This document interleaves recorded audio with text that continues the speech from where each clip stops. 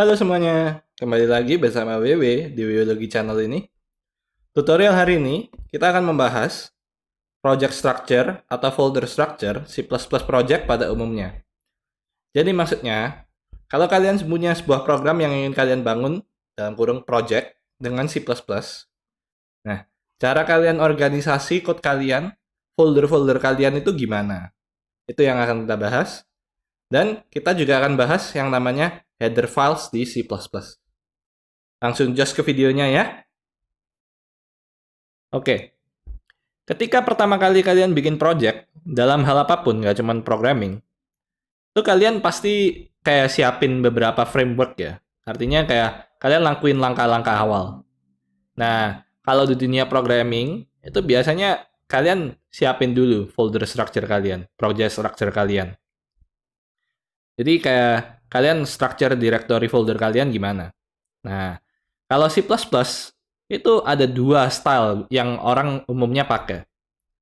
Side note, dua style yang akan aku sebutin ini itu bukanlah keharusan, tapi lebih ke arah guideline supaya kalian bisa start dari sana dan nanti dikembangin. Karena at the end of the day, project structure itu preferensi personal. Nah, dua style utama untuk organisasi C++ code. Style pertama, ini yang personally aku pakai, yaitu ada include folder. Dan satu lagi, style kedua, di mana include foldernya nggak ada. Tapi di dalam CRC foldernya ada folder-folder lain untuk tiap kelasnya. Kita lihat dulu yang tipe pertama, yang ada include folder.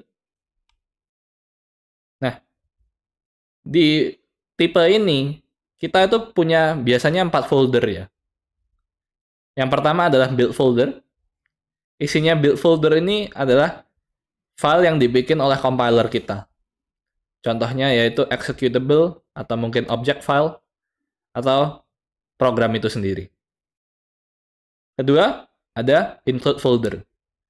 Include folder ini akan diisi oleh header file kita. Yang ketiga, ada lib folder. Lib folder ini akan berisi external file.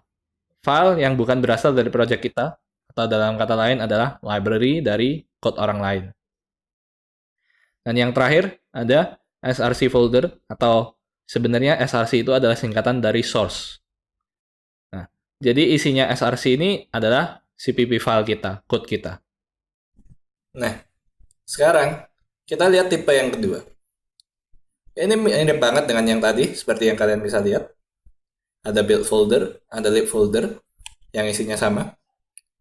Bedanya, kali ini kita nggak punya include folder. Tapi, dalam source folder kita jadi punya folder untuk tiap kelas kita. Nah, di dalam tiap kelas folder ini akan mengandung header file untuk kelas itu dan CPP filenya. Contohnya, kalau misal kelas 1 folder isinya class1.cpp sama class1.h. Itulah header filenya. Header file biasanya extensionnya adalah .h. Kalau kalian bingung apa itu kelas, aku akan buat video yang akan menjelaskan kelas di masa depan. Jadi subscribe supaya kalian nggak ketinggalan. For now, all you need to know adalah C++ itu adalah OOP biasanya. Biasanya dipakai sebagai OOP. Nggak harus dipakai sebagai OOP, tapi biasanya dipakai sebagai OOP. OOP adalah Object Oriented Programming. Dan konsep utama dari OOP adalah kelas itu. Anyway, lanjut. Nah, di C++ code itu biasanya dipecah menjadi dua. Ada yaitu header files dan CPP files. Header files itu adalah tempat untuk kita taruh declaration kita. Entah itu untuk function, entah itu untuk class, atau mungkin untuk variable. Pokoknya hanya declaration. Kalau di CPP file kita, itu tempat kita menaruh implementation dari declaration tadi. Oke? Bingung ya kalau dijelasin begini? Kita langsung masuk aja ke prakteknya, supaya ini bisa lebih jelas lagi. Tutorial ini kita akan memakai project structure yang pertama ya, bukan yang kedua. Jadi kita punya include folder, kita kita punya lib folder, kita punya src folder. Nah, sebelum kita bisa lakuin tutorial ini, kita harus setting dikit dulu. Kalian masuk ke cmaclist.txt. Yang ini bagian ini kalian cut. Terus include directories, include add subdirectory lib sama add subdirectory src. Kalau udah, kalian pindahin main.cpp ini ke src folder kalian. Di dalam src folder, kalian bikin file baru, cmaclist.txt. Nah, di dalam cmaclist.txt yang baru ini, kalian paste. Terus, di dalam lib folder ini, kalian bikin file yang sama, cmaclist.txt. Tapi biarin kosong, karena di tutorial ini kita nggak akan pakai external library dulu. Nah, kalau udah, kalian pastiin programnya masih bisa jalan. Kalian build. Terus, kalian run. Nah, masih bisa ya. Oke, aku ada pro tip satu untuk kalian.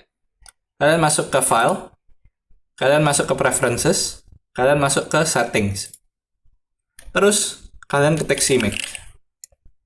Nah, yang ini ada build before run. Itu kalian centang. Nah, hal ini akan membuat ketika kita melakukan command run without debugging, itu dia akan build dulu. Jadi kita bisa lebih efisien ya. Nah, sekarang kita mulai memahamin header file. Header file, seperti yang aku bilang tadi, fungsi utamanya adalah untuk menyimpan declaration dari code kita. Jadi, untuk pahaminnya, mari kita lihat sebuah fungsi. Misal kita punya fungsi namanya hello. Tipe returnnya adalah void, yang berarti adalah nggak mengembalikan apa-apa. Kalau kalian nggak paham, silahkan lihat video sebelumnya tentang function. Anyway, fungsi dari function ini adalah untuk keluarin kata hello di terminal. Nah, kita lihat. Yang di atas ini adalah function declaration. Dimana kita sebutin ada function namanya hello, kita titik koma, tapi kita nggak kasihin function body. Ini function body. Nah, kalian mungkin bertanya, kenapa kita harus declare function kayak begini? Padahal kita bisa langsung ketik yang di bawah ini. Ya kan? Kita bisa delete ini, dan kita tetap bisa pakai fungsinya. Hello. Kita coba run, hasilnya juga sama, keluar. Terus, kenapa harus ada function declaration? Nah, function declaration ini berguna ketika kita void hello ini, kita cut. Terus misal kita punya file baru, punya file hello.cpp. Terus di sini kita paste. Jangan lupa di atasnya di include iostream. Supaya dia ngerti apa itu cout. Terus jangan lupa juga di cmaclist.txt ini kalian tambahin hello.cpp. Oke. Terus balik ke main cpp. Nah, sekarang kita nggak bisa pakai function hello ini. Ketika kita coba build, dia akan error. Kenapa? Tuh, hello was not declared in this scope. Dia nggak tahu function hello ini ada atau enggak. Tapi kalau kita tambahin function declaration itu tadi, kita save, kita coba build lagi. Nah, sekarang berhasil. Kenapa? Karena compiler udah tahu function hello ini ada. Dia nggak ada di file ini, tapi pokoknya function hello ini ada. Compiler hanya perlu cari, entah itu di mana, dan itu adalah di hello.cpp ini tadi.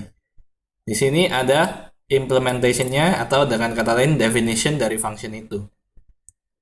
Yang penting compiler harus tahu dulu kalau ini ada, baru kita bisa pakai function ini. Oke? Nah, jadi function declaration ini harus kita sertakan tiap kali kita mau pakai function hello di file baru. Jadi kalau kita di sini punya file lagi, kita harus copy statement ini supaya kita bisa pakai function hello.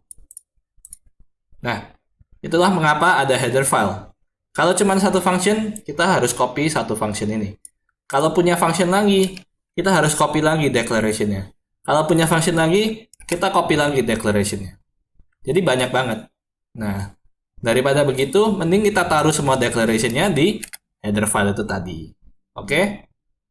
Nah, sekarang kita lihat kalau kita pakai header file. Kita masuk ke include folder, kita bikin file baru, namanya hello.h. Nah, pertama-tama yang harus kalian lakukan ketika kalian bikin header file baru adalah ketik hashtag pragma once. Aku akan jelasin kata-kata ini sebentar lagi. Tapi sekarang kita copy dulu declaration-nya. Nah, kalau udah, kita bisa masukin itu ke hello.cpp kita. Kita include hello.h. Di main cpp juga kita include hello.h. Oke, kita coba run. Nah, udah bisa. Kenapa? Karena ingat kalau include berarti copy paste. Berarti yang ada di dalam sini ini di copy paste ke dalamnya main.cpp dan ke dalamnya hello.h. Oke? Nah, mungkin dari beberapa kalian ada yang sadar. Yang hello.h aku pakainya quotes. Kalau yang IOStream aku pakainya angular bracket atau kurung panah. Apa bedanya? Ini cuman convention ya. Maksudnya namanya coding style. Oke? Developer C++ biasanya pakai quotes untuk file yang termasuk dalam project mereka sendiri. Kalau yang pakai Angular brackets itu berarti eksternal, yaitu library atau system library. Maksudnya yang dari dasarnya dari compilernya ada. Sekarang kita balik lagi ke file hello.h kita. Kita lihat arti kata pragma once. Pragma once itu sering disebut sebagai header guard. Semua header file di C++ pasti punya ini. Nah, pragma once ini cukup baru. Kalau di code-code lama, header guard itu bentuknya begini. Hashtag if and def, terus nama filenya dalam caps lock, titiknya ganti underscore, terus define, sekali lagi nama filenya, titik ganti underscore, di paling bawah dikasih and if. Oke. Nah, 3 kalimat ini, if and def, define, and if, itu setara dengan pragma once. Oke? Most major compiler di C++, MSVC, Clang, sekarang support pragma once. Jadi, kalau kalian nggak mau repot, langsung aja pakai pragma once ya. Nah, apa sih fungsi dari pragma once itu? Pragma once fungsinya adalah supaya tiap header file cuma terinclude sekali. Untuk pahamin maksudnya gimana? Misal kita punya sebuah struct untuk player. Ini ya. Kalau kalian bingung apa itu struct, jangan khawatir. Akan ada video yang akan menjelasin struct ini apa. Sementara pokoknya kalian perlu tahu kalau ini adalah tipe data. Oke? Nah, misal kita punya struct namanya player. Terus kita punya file baru namanya hello1.h di mana kita include hello.h itu tadi. Oke. Nah, kalau kita nggak punya pragma once, misalnya kita delete nih. Terus di main cpp kita include hello1.h. Ketika kita build ini, apakah akan berhasil? Kita coba. Build. Nah, error ya. Redefinition of struct player. Kenapa? Karena pertama kali kita include hello.h, kita udah define struct player. Kita udah bilangin, oh ada struct namanya player.